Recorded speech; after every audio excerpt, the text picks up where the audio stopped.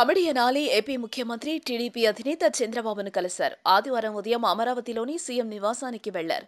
ఇద్దరూ దాదాపు 15 నిమిషాల పాటు సమావేశమయ్యారు. ఈ భేటీలో ఇద్దరూ తాజా రాజకీయాలపై చర్చించినట్లు తెలుస్తోంది. అంతేకాదు త్వరలోనే అలీ టీడీపీలో చేరడం ఖాయమనే ప్రచారం ఊపందుకుంది.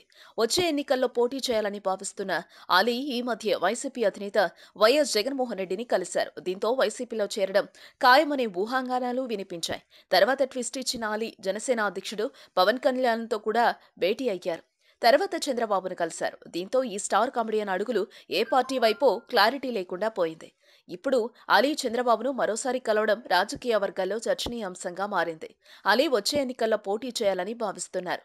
గుంటూరు నుంచి అసెంబ్లీ బరిలో దిగాలనుకుంటున్నారట. ఇదే విషయాన్ని కొన్ని ఇంటర్వ్యూలో కూడా చెప్పారు.